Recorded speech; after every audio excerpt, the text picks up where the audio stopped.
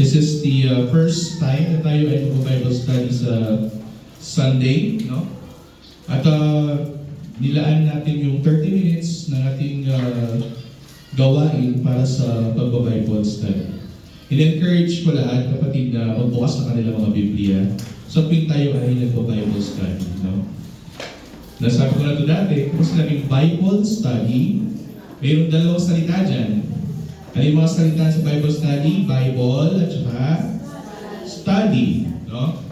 Kailangan tayong dalawang bagay din naman pag Bible study. Meron tayong Bible at willing tayo mag-aral or study. Kaya ngayong gabi kapatid, ngayong gagawin natin ng Bible study tayo at mag-umpisa tayo sa Book of Romans. No? Tatapusin natin lahat ng yan. Book of Romans.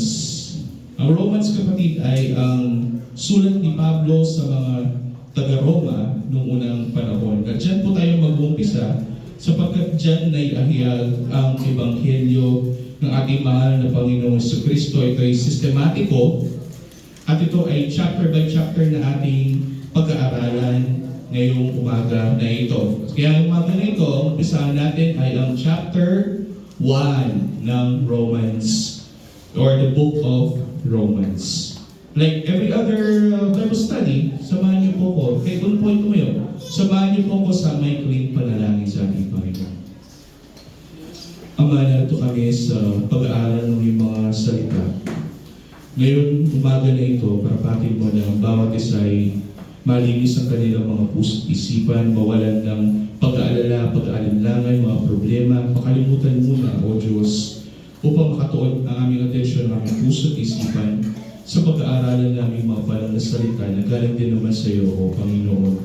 Hayaan mo na ito'y maging kalakasan ng bawat isa na narito at maging pagkain ng aming kaluluwa ngayong umaga. Ito ang aming sa dalangin sa mga pangalan ni Jesus. Buksan natin ang ating Biblia sa Romans chapter 1 at ang pag-aaralan natin ay ang buong chapter ng Romans. Samahan niyo po ako kapatid habang binabasa ko ang Romans. No? Ang makikita niyo dyan sa inyong television ay ang lumang Biblia. That is 1978. No? Or 1905 pa nga. No? That is like 200 years old yung Biblia yan. Ngunit ang babasahin ko, okay lang naman. Ang babasahin ko ay yung revised version ng Biblia yan. Meron kasi revised version yan, yung 2001 version. Ni-revise na sila upang mas maintindihan. No? Babasahin dyan, tapos ako babasahin ko yung revised version para mas lalo natin maintindihan. Si Pablo, na alipin ni Jesucristo, tinawag upang maging apostol, ibinukod para sa Ebanghelyo ng Diyos na kanyang ipinangako noong una sa pamamagitan ng kanyang mga propeta sa mga banal na kasulatan.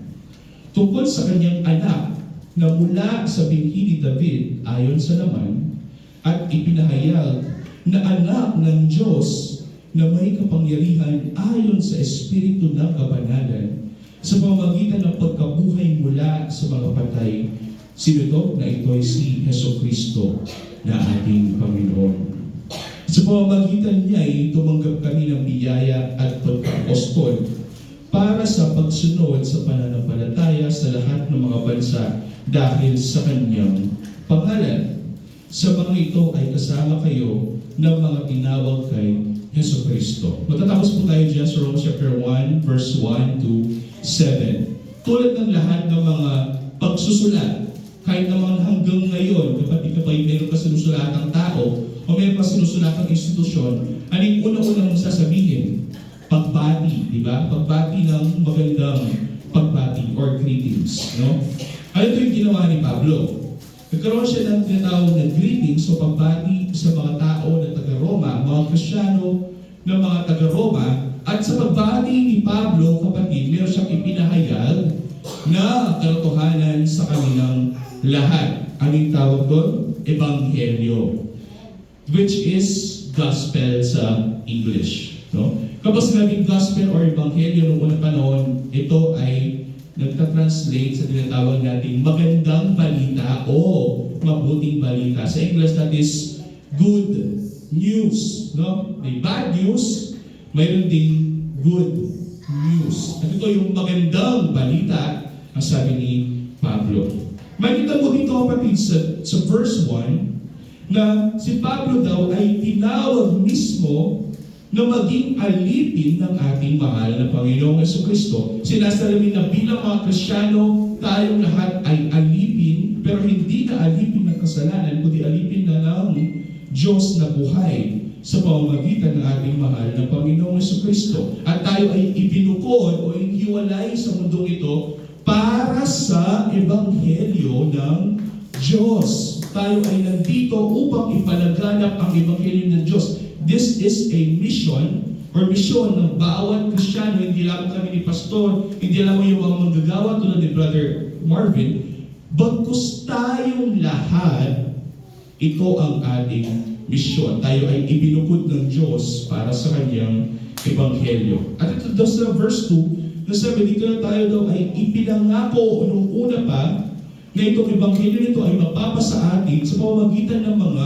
propeta. No? Makita mo sa mga aklat ng mga propeta na mga Kristiyano pagdating ng panahon na siyang gagamitin ng Diyos upang ipalaganap ang Ebanghelyo. At ano daw ang Ebanghelyo sa verse 3? Ang Ebanghelyo ay tungkol lahat sa anak ng Diyos na siya mismo ang tinawag na the Son, that's capital S-O-N. Sa Tagalog, that's capital A-N-A-K. This is a title, kapatid. Titulo na ibinigay lamang sa Mesya, titulo na ibinigay lamang sa Diyos na ating pinaglilingkuran ng ating mahal na Panginoong Jesucristo. Na itong anak na ito ay ipapanganak sa laman sa pamamagitan ng lahi ni David. 4. At ipinahayag na itong anak na ito ay tatawagin anak ng Diyos. No? At itong anak na ito ay mayroong kapangyarihan ng Espiritu ng Kabanalan, which is, He is guided and powered mismo by the Holy Spirit. Paano natin malalaman yan? Sabi ni Pablo, paano natin may papatotoo na totoo ng ating mahal na Panginoong Jesucristo, nasa Kanya ang banal na Espiritu? Makita mo sa sunod, ipinanganak siyang muli mula sa mga patay. Kaya mahalaga ito, naniniwala tayo na ating mahal na Panginoong Jesucristo ay hindi lamang namatay sa krus ng Kalbaryo, kundi after 3 days, He rose again from the grave. Siya ay nabuhay muli mula sa mga patay. Nagpapatunay lamang na ating mahal na Panginoong Jesucristo ay totoo sa Diyos at galing sa Diyos. Siya ay anak ng Diyos. 5 or 5. Kaya sabi ni Pablo, sa pamamagitan ng magandang balitang yun, sa pamamagitan ng Ebanghelyong yun, sa pamamagitan ng ating mahal na Panginoong Jesucristo, ano daw yung tinanggap natin? Tumanggap tayo ng biyaya. Ang biyaya na tayo ay makalapit sa trono ng ating Diyos na buhay sa pamamagitan ng Kanyang anak na si Jesucristo. Tayo ay nakatanggap. Sabi pa ni Pablo, ako ay naging apostol dahil din naman sa ating mahal na Panginoong Jesucristo. So ngayong umaga na ito, doon din yung mensahe ko sa inyo, tayo lahat ay narito, tayo ay mga naging mga Kristiyano dahil din sa biyaya ng ating Panginoong Jesucristo. Kaya ito yung maganda sa 6. Sabi dito, bago sa 6, tayo ay nakatanggap ng pananampalataya na galing sa ating mahal na Panginoong Jesucristo. At ito'y para sa pagsunod natin sa mga alituntunin ng ating Panginoon at gagawin natin ang mga alituntunin ng Panginoon hindi sa ating pangalan kundi sa ngalan ng Kanyang dakilang pangalan, sa ngalan mismo ni Kristo. Kaya tayo nananalangin. Kung nananalangin tayo, humihingi tayo ng contrition sa ating Panginoon. Ano yung ginagawa natin? Idinadalangin natin ito sa ngalan mismo ng ating mahal na Panginoong Jesucristo. At sa mga ito ay kasama kayo ng mga tinawag kay Jesucristo. That is, again, the word called or tinawag, tayong lahat na narito kay Jesucristo ay resulta ng pagtawag ng Diyos sa bawat isa sa atin. May dalawang klaseng pagtawag, kapatid. That is the outer calling and the inner calling. Ang outer calling, kapatid, yun yung tayo na ginagamit ng Diyos na tayo ay tumawag at ipalaganap ang Ebanghelyo sa buong mundo, at kung sino man yung mananampalataya kay Kristo sa pamamagitan ng Ebanghelyo, sila ang totoong tinawag o tinatawag natin inner calling. Kasi hindi lamang po tayo ang nagtatawag, kundi ang Diyos din naman, tinatawagan niya ang kanyang mga tupa. Sa John chapter 10, ang sabi dito, ang dakilang pastol, kapatid, ang siyang tumatawag sa atin, kilala niya tayo sa ating pangalan. At kapag tinawag niya tayo, tawagin niya tayo sa ating pangalan. That means it is specific sa isang tao lamang. No? 7. Sabi ito sa lahat ninyo nasa Roma, na mga iniibig ng Diyos, mga tinawag na banal, we are called the saints. So may nawa ang biyaya at kapayapaan mula sa Diyos na ating Ama at sa Panginoong Jesucristo. Ito ang greetings ni Pablo, kapatid. Pag sinabing greetings, ibig sabihin, ito yung parang magsusulat ka, Dear Alvin, naway makarating sa iyo itong sulat na ito ay matiwasay at nasa magandang kalagayan at kalusugan. Ganyan ang greetings, kapatid. Ganyan din, na kapag si Pablo ay sumusulat sa mga iba't ibang iglesia, siya ay nabibigay ng greetings. At the same time, mayroong katotohanan sa kanyang mga greetings na pinapalalahanan ng bawat Kristyano. Tayo lahat ay tinawag, alinsunod sa biyaya ng Diyos, alinsunod sa kapangyarihan ng Diyos na magligtas ng tao. 8. Una, nagpapasalamat ako sa aking Diyos sa pamamagitan ni Jesucristo tungkol sa inyong lahat. Makita mo dito, kapatid, na si Pablo, pag sumusulat siya ay nagpapasalamat sa Diyos sa pamamagitan ng ating mahal na Panginoong Jesucristo tungkol sa lahat ng bagay na may kinalaman sa pananampalataya. Kaya makita mo dito, sapagkat ang inyong pananampalataya ay ipinaahayag sa buong daigdig. Nagpapasalamat si Pablo na makita niya ang kanyang mga kapatid kay Kristo na ang kanilang pananampalataya ay nagliliyab, na ang kanilang pananampalataya ay totoo at nagiging matatag sila sa paglilingkod sa Diyos. Sapagkat saksi ko ang Diyos na aking pinaglilingkuran sa aking espiritu sa Ebanghelyo ng kanyang anak. Makikita mo dyan, kapatid, na kapag susulat si Pablo, ito ay laging tungkol sa Ebanghelyo ni Kristo. This is the gospel of Christ. No? Kaya nga, pinili ko, kapatid, na mag-umpisa tayo sa Roma, or sa Romans, because this is the gospel of our Lord Jesus Christ. Like, tinatanong sa mga kapatid, what is the gospel? At karamihan sa kanila, hindi nila alam. Sagutin yung simpleng tanong na iyon.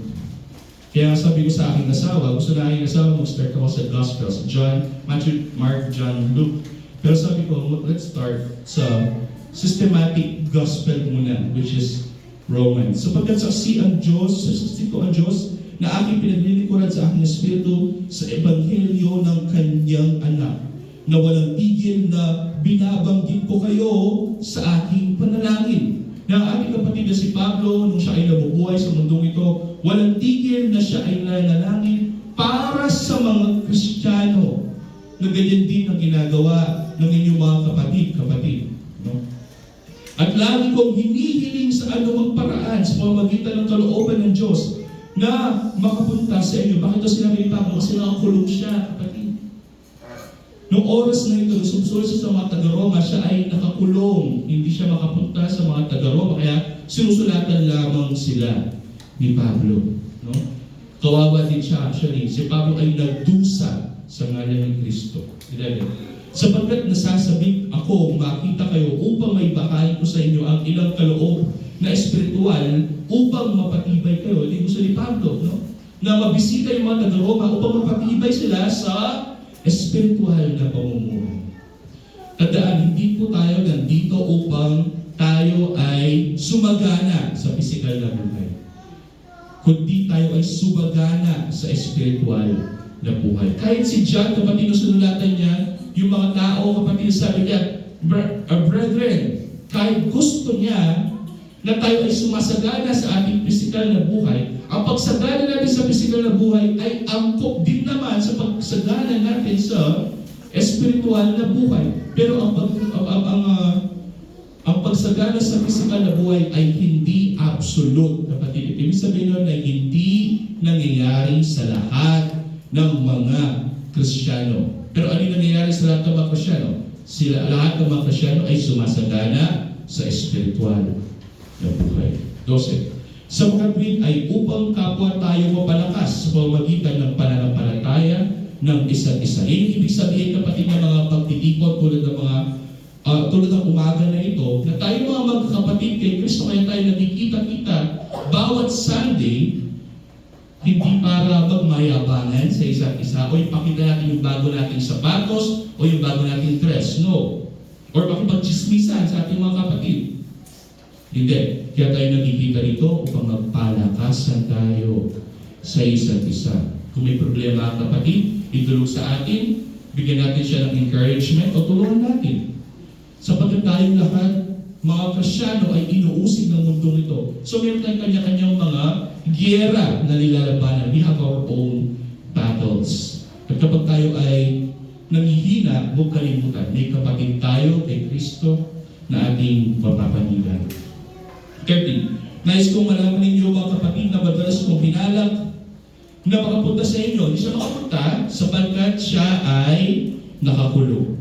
14. Ako ay may pananagutan sa mga Griego at sa mga Barbaro, sa marurunong at gayon din sa mga mangmang, sapagkat siya ay apostol ng mga Hentil, ang ating mahal na kapatid na si Pablo. Kaya't sa dalang akin, nasasabit din akong ipangaral ang Ebanghelyo sa inyong mga nasa Roma. Makikita mo dyan, kapatid, ang ugali ni Pablo na dapat ugali din ng bawat Kristiyano. Ano yung word dyan? Nasasabi na ipangaral ang Ebanghelyo ni Kristo.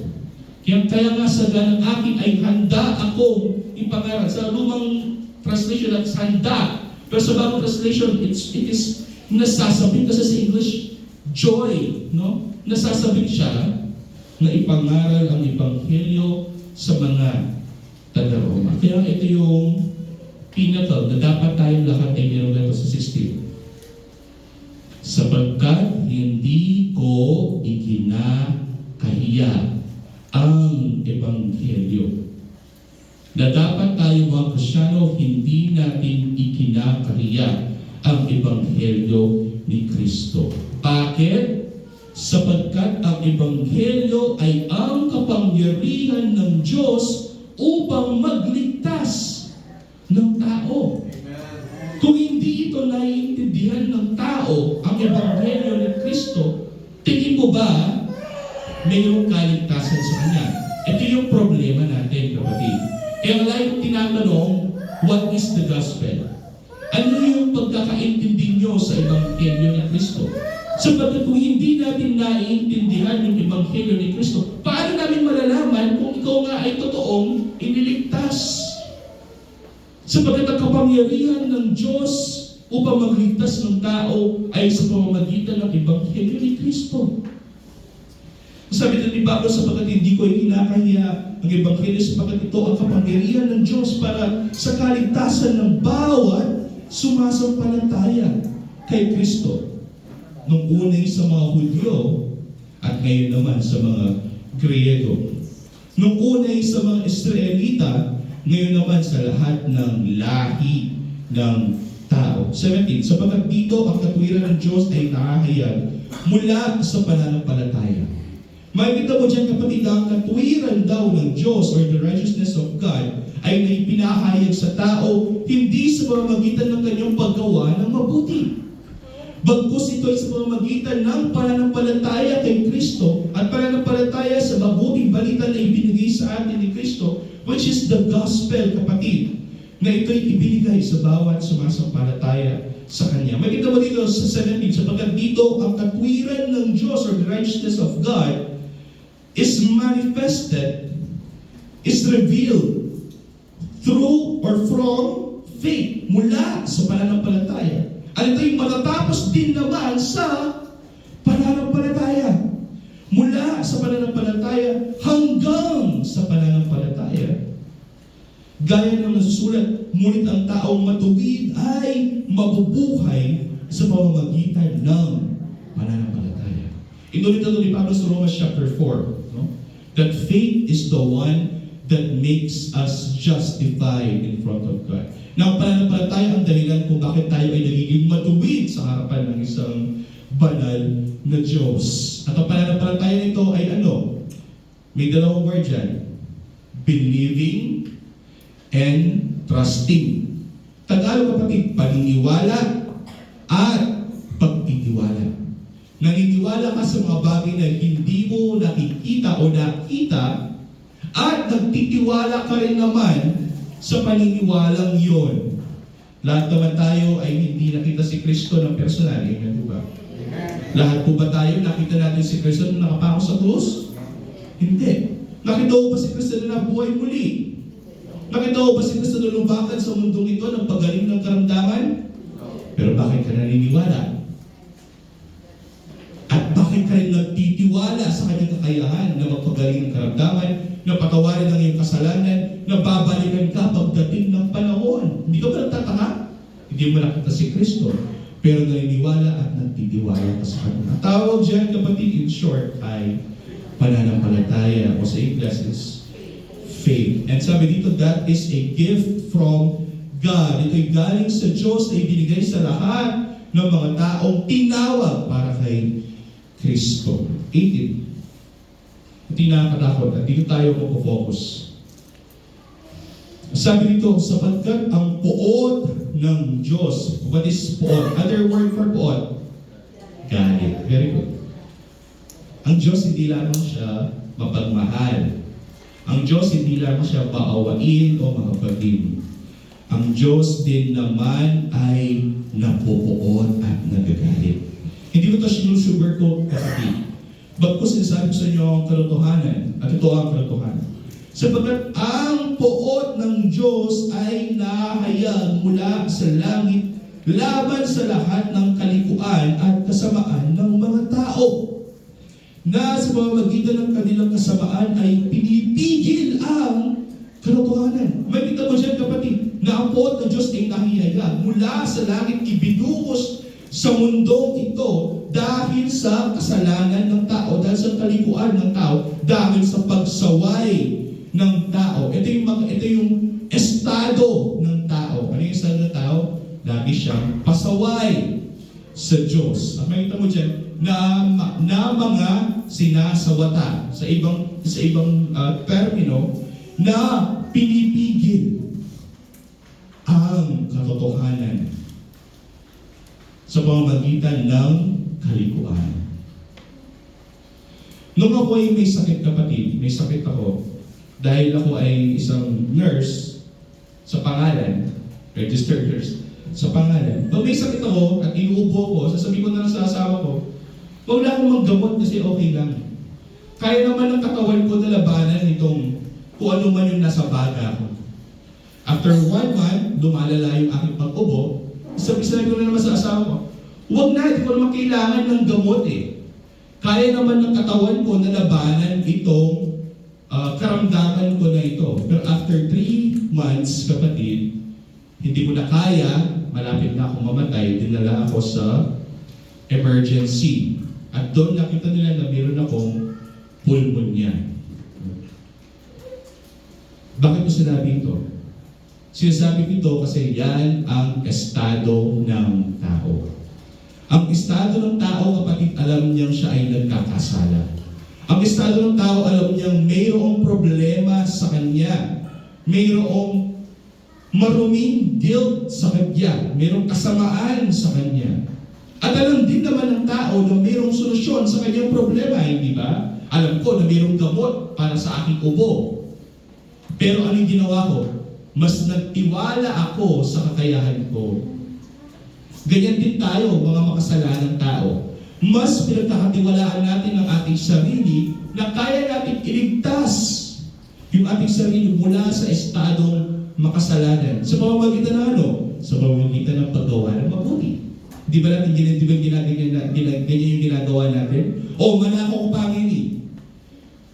Bukas, simba ko kasi mayab ito.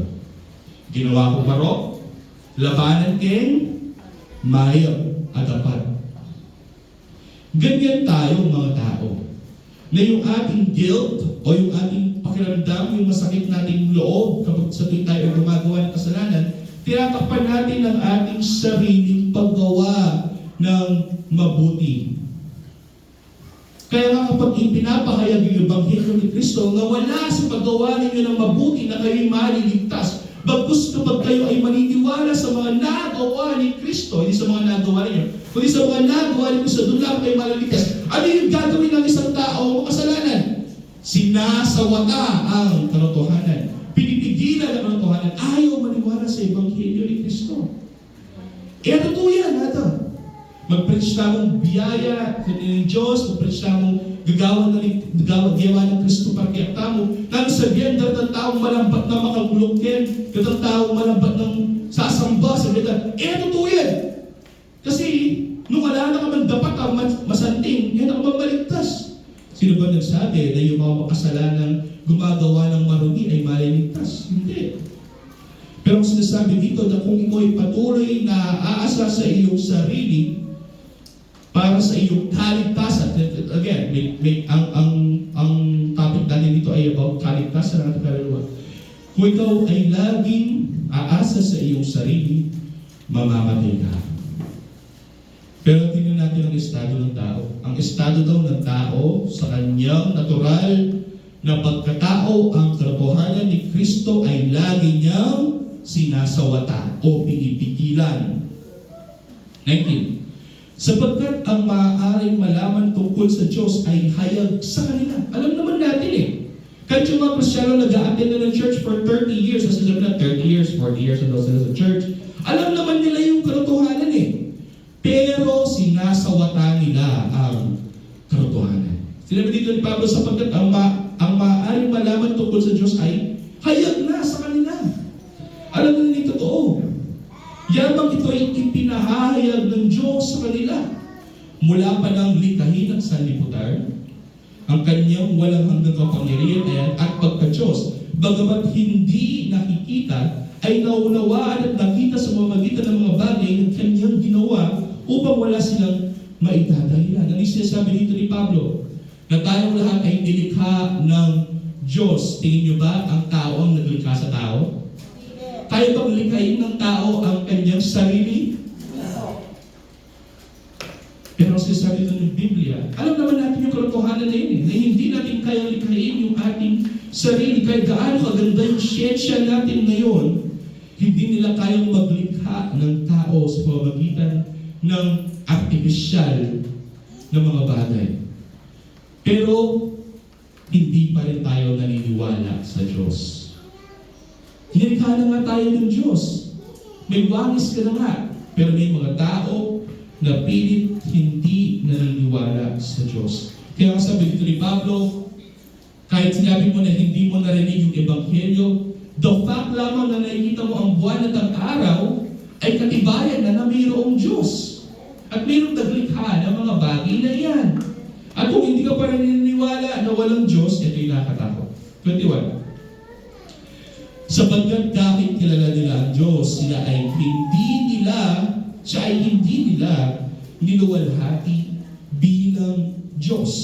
Ni pinasalamatan man, kundi naging walang kabuluhan sa kanilang mga pangangatwiran at ang puso nila'y walang katuturan ay nagdilim. Makikita mo dyan, kapatid, sabi ni Pablo, na ang mga tao nito ay patuloy na nangangatwiran sa Diyos. Sino mga yan? Yung mga tao na alam naman nila yung katotohanan, pero umaasa pa rin sila sa kanilang mga sarili. At patuloy na nangangatwiran sa Diyos. Panginoon, hindi ba ako nagpagaling sa ngalan mo? Panginoon, hindi ba ako nagbautismo ng maraming tao sa pangalan mo? Panginoon, hindi ba ako naglakad at ilang kilometro upang ipahayag ang iyong Ebanghelyo? Minsan, mas nakatuon tayo sa mga ginagawa nating matutuwid kaysa sa ginawa ng Diyos para sa atin. Kaya nga sabi ito, tayo daw ay mga mangmang at ang puso natin ay pinapagdilim ng Diyos. Ganito, sa pag-aangking marurunong, itong mga sinasabi dito kapatid ay yung mga taong sinasabi nila na alam nila yung katotohanan pero hindi. Yung mga taong sinasabi nila sila ay ligtas sa kanilang mga ginagawa pero hindi. Sinasabi nila na sila ay mga nagmamarunong pero sila ay magiging mangmang sa Diyos. Sabi dito, sa pag-aangking marunong, sila ay naging mga mangmang, mga hangal. At anong ginawa nila? At ipinagpalit nila ang kaluwalhatian ng Diyos na hindi nasisira sa mga imaheng kahawig ng tao na nasisira. What's that? The first sin? Idolatry. Pagsamba sa mga Diyos-Diyosan. May kita mo dito kapatid na pinagpalit nila ang kaluwalhatian ng Diyos. Hindi nila dinuwalhati ang Diyos. Bagkus niluwalhati nila ang nilikha. Ang kanilang mga sarili. Makita mo dito na hindi nila niluwalhati ang Diyos, kundi niluwalhati nila ang mga imaheng kahawig ng tao na nasisira at mga ibon, ng mga hayop, mga apat na paa, at mga gumagapang. Kaya dahil sa pagnanasa ng kanilang mga puso ay, anong ginawa ng Diyos? At nakakatakot. Ibinigay sila ng Diyos sa kahalayan. Sa ibang termino, dahil sa kanilang mga pagnanasa ng kanilang mga puso ay hinayaan sila ng Diyos sa kanilang karumihan. Ito yung nakakatakot, kapatid. Kapag wala nang ginawa ang Diyos sa buhay ninyo. No? Ang Kristiyano, kapatid, ang pinagkaiba ng isang Kristiyano sa hindi Kristiyano, ang tunay na Kristiyano, ang Diyos ay gumagawa sa Kanya. 24/7. Ibig sabihin ng Diyos ay laging nasa Kanya at ang Diyos ay mayroong ginagawang maganda sa Kanyang buhay. Binabago siya araw-araw, pinapabadal siya araw-araw, binibigyan siya ng puso ng pagnanasa na malaman ng Kanyang mga salita. Araw-araw. Pero ang mga taong walang ganong bunga, sabi nga ni Pastor, di ba? Ano ka ba? Puno ng olibo na may bunga o wala? Kung wala ka pa rin bunga na tinakatakot, marahil ikaw ay pinabayaan ng Diyos. Marahil ikaw ay ibinigay ng Diyos sa iyong mismong kahalayan, sa iyong mismong karumihan, upang lapastanganin ang kanilang mga katawan sa kanilang sarili. May nagbago na ba sa buhay natin? Simula nang nakilala natin si Kristo. Amen po ba? Amen. Totoo po ba? Totoo. Yan ang hinahanap ng Diyos sa bawat tao. Amen. Na may bunga sa ating pananampalataya. At itong bunga na ito ay nakaangkla sa ating pagkakaintindi, ay nakaangkla sa ating pagkakaalam sa totoong ebanghelyo ni Kristo. Sapagkat ang totoong ebanghelyo ni Kristo ay ang kapangyarihan ng Diyos upang magligtas ng tao. Pero kung hindi natin naiintindihan ang totoong ebanghelyo ni Kristo at walang nangyayaring bunga sa buhay mo, I'm sorry kapatid, meron lang pinapatunayan yan. Kasi sabi dito ni Pablo, na ikaw marahil ay ibinigay na ng Diyos sa iyong sariling kahalayan. Na ikaw marahil ay pinabayaan na ng Diyos sa iyong sariling karumihan. Yan yung nakakatakot. So may tayong dalawang klaseng tao.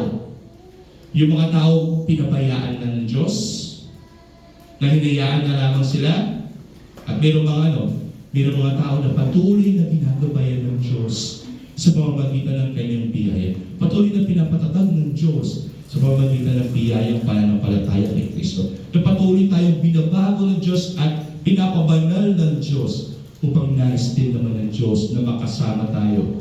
Tulad ng pagnanais natin na makasama siya pagdating ng panahon.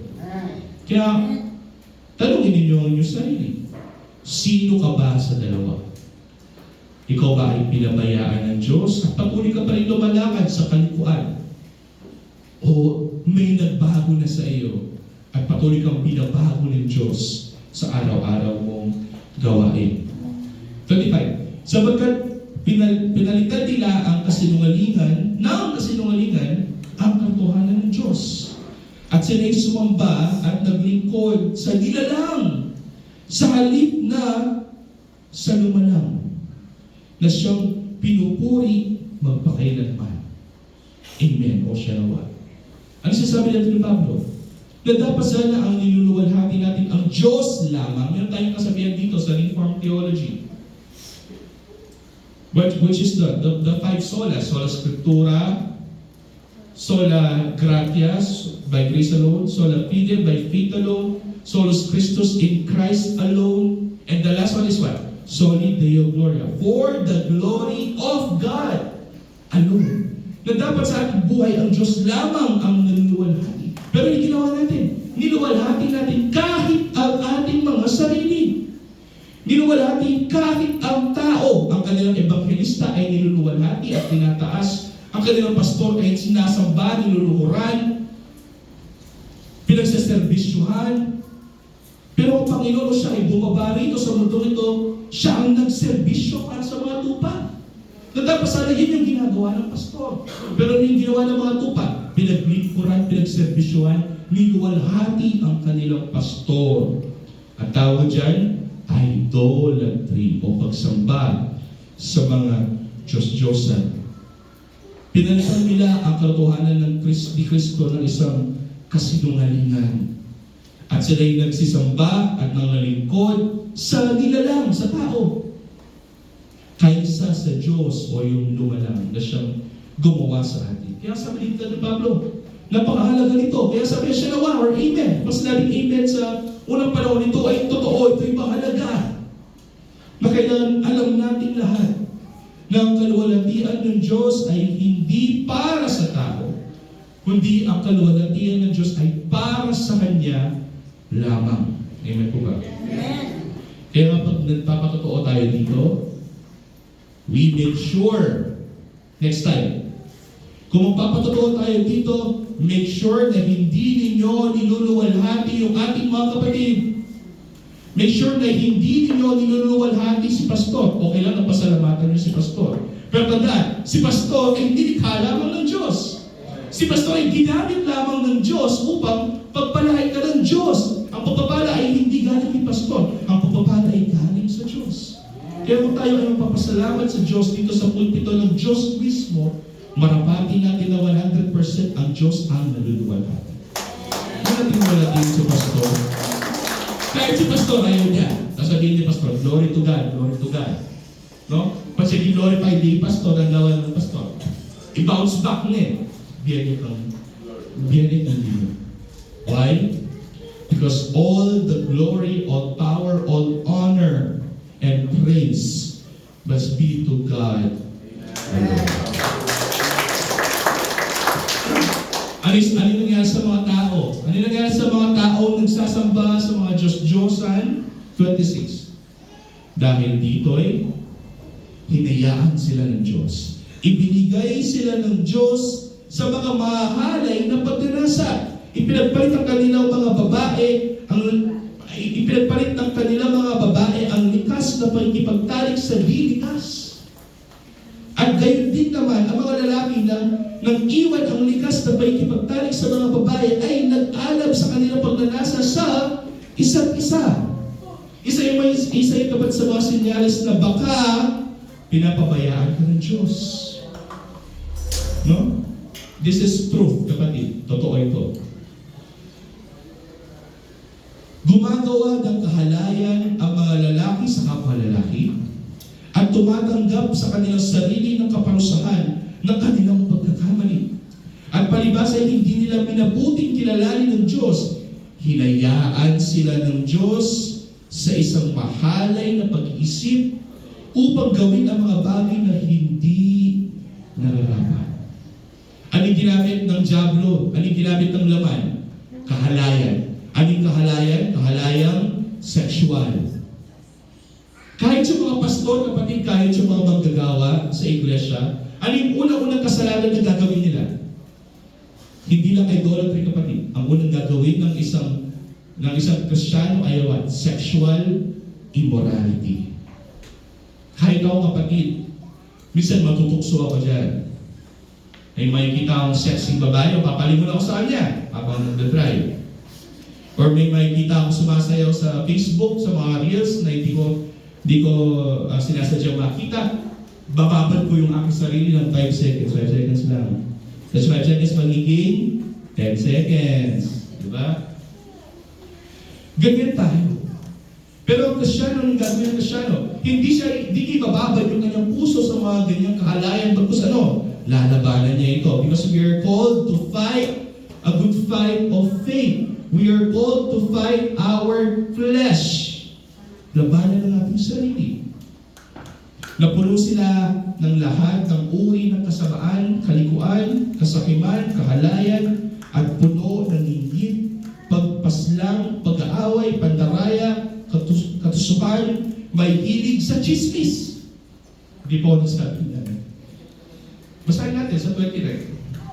Sabi dito, kapatid, napuno sila ng lahat ng uri ng kasamaan, kalikuan, kasakiman, kahalayan, at puno ng inggit, pagpaslang, pag-aaway, pandaraya, katusukan, at may hilig sa chismis o kapag-upasala. Na dapat ang mga Kristyano, hindi sila nagmamanifest ng ganyang bunga. Kasi ang mga bungang yan ay bunga ng laman. Pero ang mga Kristyano, anong dapat bunga nila? Bunga ng Espiritu.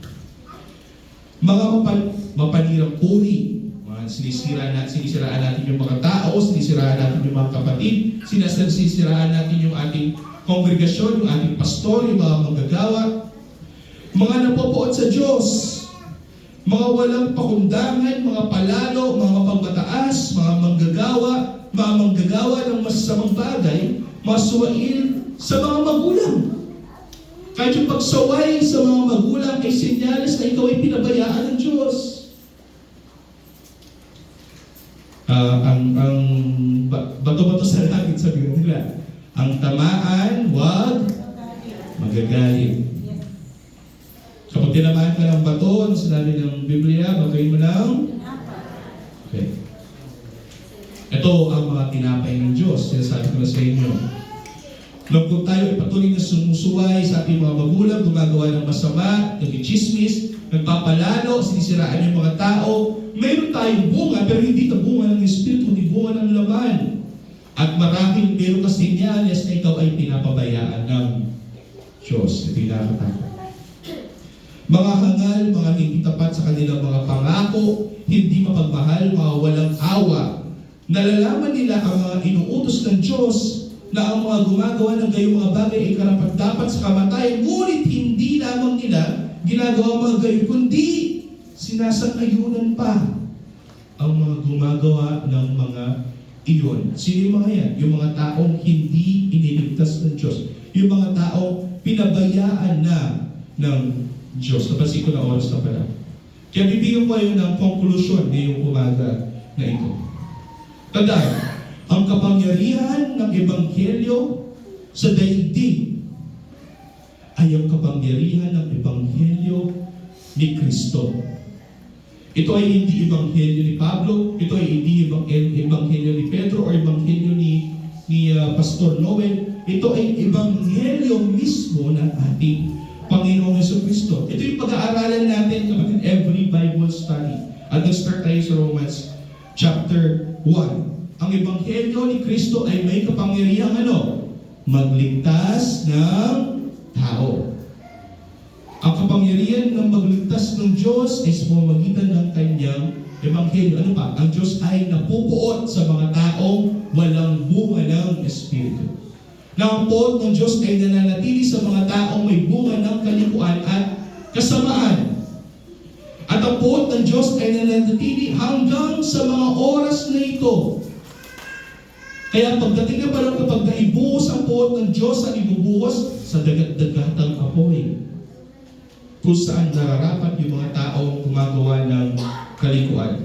At pangatlo, kapag tinanggihan ng tao ang Diyos, ibig sabihin ang tao ay iniwan na ng Diyos sa kanyang sariling kasamaan. Meron tayong mga kaibigan, mga kaanak, na adyang pinagtalang beses invite. Adyang pinagtalang beses bahagi ng Ebanghelyo. Tutukin na? Magbayo na? mo lang ebanghelyo, maniwala na?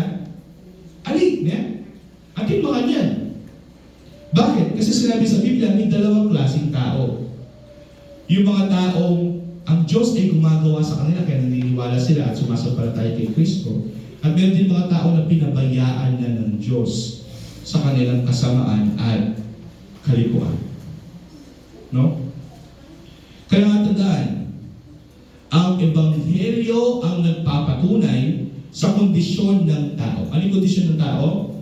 Ang tao sa kanyang natural na estado ay pasaway sa Diyos. Ang tao sa kanyang natural na estado ay hindi niya kaya iligtas ang kanyang sarili. Ang tao kapag binabayaan siya ng Diyos ay mamamatay sa kanyang kasalanan at patuloy siya gagawa ng mga bagay na masama.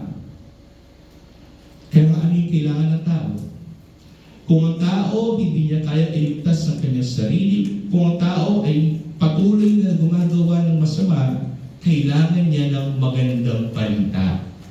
Kailangan niya ng magandang balita na nagmumula sa Diyos na kaya siyang pagalingin, na kaya siyang iligtas sa sitwasyon na iyon. Yan ay ang magandang balita ni Kristo. Magandang sa ganito, may tayong dalawang tugon. Ang unang tugon, manampalataya sa Ebanghelyo, na hindi tayo nahihiya sa Ebanghelyo o natatakot sapagkat ang Ebanghelyo ni Kristo ay kapangyarihan ng Diyos upang magaligtas ng tao. Amen, diba? At ang pangalawa, mamuhay bilang ilaw ng Ebanghelyo na ito. Hindi bilang tayo ang magiging kadiliman ng mundo ito, hindi tayo magiging ilaw ng mundo ito. Sa pamamagitan ng Ebanghelyo, para sa mga tao na nangangailangan nito ng Ebanghelyo, maging tayong mga misyonaryo ni Kristo upang ipalaganap ang magandang balita ng Ebanghelyo na ito. Ito, kapatid, ang magiging focus ng ating Bible study, that is Romans chapter 1. Next Sunday, kapatid, tayo ay focus sa Romans chapter 2. At next Sunday, Romans chapter 3, and so on.